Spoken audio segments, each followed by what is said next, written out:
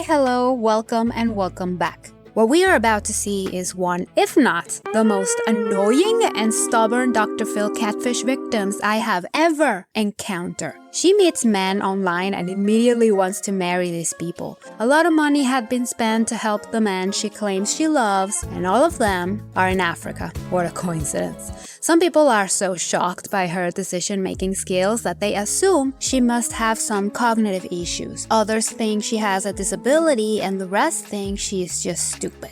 I disagree with all of the assumptions. Now, don't get me wrong, she is a victim of deception and the perpetrators should face justice. But in my humble opinion, she is not that innocent herself.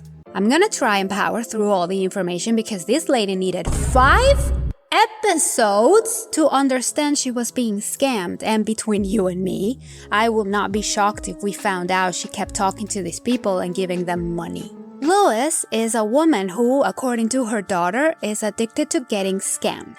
One of my mom's first loves was a general who was serving in Afghanistan. Apparently, the Afghanistan government was so grateful to the general for his service that they rewarded him with a suitcase full of gold, diamonds, and cash, in which he was going to send to my mother for safekeeping. This was so obviously a scam that the daughter, to prove to Lois she was being lied to, started catfishing the general so he could romance her as well. And it worked. He started responding to her with the same messages he would be sending Lois. The daughter showed that to her mom, and in that moment, faced with the evidence, she was embarrassed but understood how she was being manipulated. It all changed the next day when Lois had the opportunity to talk to the general and let him explain his side. She believed him.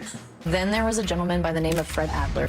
Lois started taking payday loans so she could help Fred get out of Africa. Fred ended up missing his plane and the government refused to buy him a ticket back. Again, the daughter, who apparently is a badass who takes shit from nobody, called Fred and told him she will gladly pay for the plane ticket. But all of a sudden, Fred refused, claiming he still had some issues to solve in the continent, and hung up on her. As of a few weeks ago, my mom's most recent guy is a gentleman by the name of Paul. Lois told me that he was in Africa collecting his uncle's inheritance. These are the most memorable scammers in Lois's life, but for sure, they are not the only ones. If you had a best friend that would say, I've sent 5 people money to come be with me, I've run through $100,000, but I think number 6 is going to show up, what would you say to her? I don't know.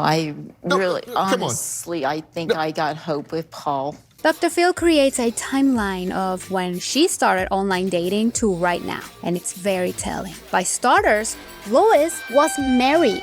We don't know the state of the relationship, but she took it upon herself to, still married, create a Facebook account and basically cheat on her husband with the general. The husband learned about all of this and pulled the plug on the marriage. 37 years together. And then you meet Fred Adler on a dating site on August 28th. 3 days later, you're engaged. Then, 6 weeks later, he disappears. You meet Dr. Morris on the next day. He's gone, you were engaged, but he disappears, so you switch to Morris. As you can see, she jumps from relationship to relationship without skipping a beat. All of them, coincidentally, are in Africa. Every single one of them. And all of them have issues that only can be resolved by an elderly lady living all the way across the world. One of them actually came clean to her. He confessed to being a scammer and asked for forgiveness. He also said something very important. Do not trust Fred because he is a scammer too. She didn't believe him, of course. The only person being honest, and she distrusts him. How ironic. But Lois did meet someone face to face. She went to a hotel to meet a man sent by the general. Alone. He was going to bring her a suitcase filled with gold, jewelry, and money, but ended up being some dude with 2 Ziploc bags filled with printer paper. This dude told Lois the paper was no ordinary cardstock. It looked white because those were $100 bills covered in a secret substance used by the rebels in Afghanistan. He gave her a demonstration by submerging one of those printer papers into an iodine-looking solution, and indeed, they look like normal $100 bills. She took the money and put it in a safe. Lois told this to Dr. Phil, and he asked her to bring the safe with the content inside so they could inspect the so-called mini fortune.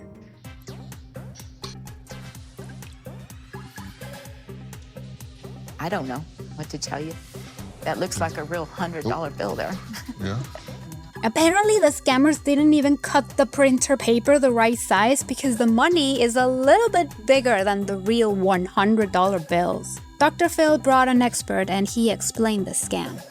They have genuine $100 bills they put glue on, and then they treat it with iodine. He coated it probably with flour and glue. No, he didn't coat them. He put a white powder in the water. White powder. Of course, she did not believe the expert. They also found Fred. You know, Fred, the guy the other scammer said was a scammer? Well, he was right.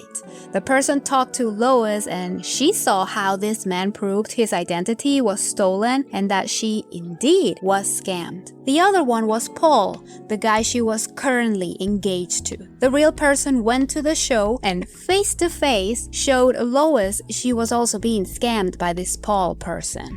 The resolution of the show was not very hopeful. Even Dr. Phil was looking kind of defeated by Lois's lack of self-awareness, and the daughter and sister were also very annoyed by her behavior.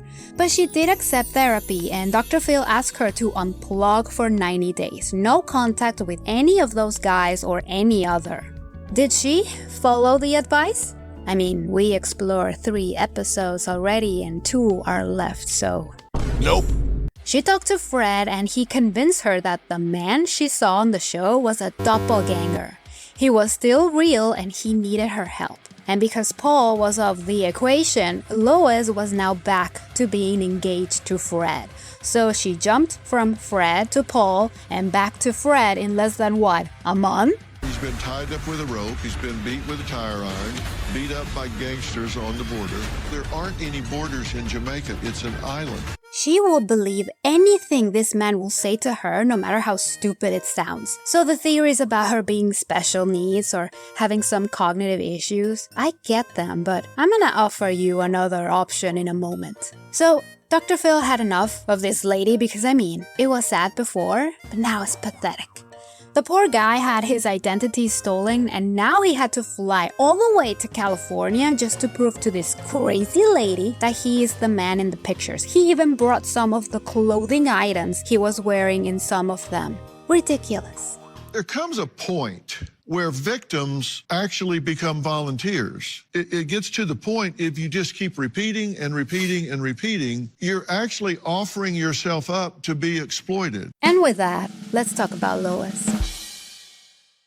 Lois's sister didn't talk a lot in the episodes she was in, but she did mention the sisters were both very sheltered and had a very religious upbringing. We grew up in a very conservative Christian household. We lived a very sheltered life. I put some clips so you can hear the sister talk because she and Lois talk very similarly, very slowly, and they have an accent that may come from a small town? I don't know. You will have to tell me. Some people were saying the way Lois was talking and moving was an indicator of some cognitive issues. If she has one, the sister has it as well, something I don't believe. What I saw was a supposedly Christian woman cheating on her husband with a man who promised her a suitcase filled with gold, diamonds, and money. She abandoned her marriage because of a better suitor appeared, someone rich who would buy her everything she wanted and make her life comfortable until her death. She took a gamble and she lost her husband. Then another appeared, a man with money. And now she gambled on her grandkid. Because Lois got too stupid, she went to a hotel room alone with a complete stranger who was going to deliver her some money from some dude from some place in Africa.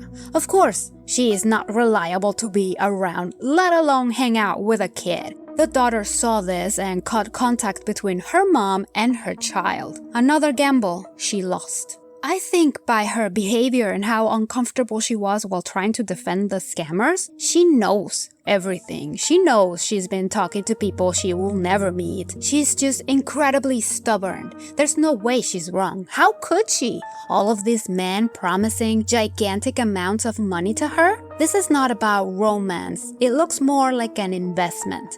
Every single guy told her how rich they were, and in less than a week, she was happily engaged to them. And once one of them will disappear, on to the next one. She's not hung up on this man. She feels entitled to their money. From what I could sense, because they didn't talk about it, it was a shock when the divorce happened. In my opinion, Lois saw an opportunity in cash and took it. Just like a good chunk of victims, they are heavily persuaded with money and richness. Like I said, it's an investment. They give these scammers money to gain high monetary status fast, and when faced with evidence and logic, some prefer to deflect and avoid reality because the fact that they chose money over family is just too tough to bear. Let me know your thoughts in the comments. I would love to hear them, and I will see you in the next video. Thank you for watching.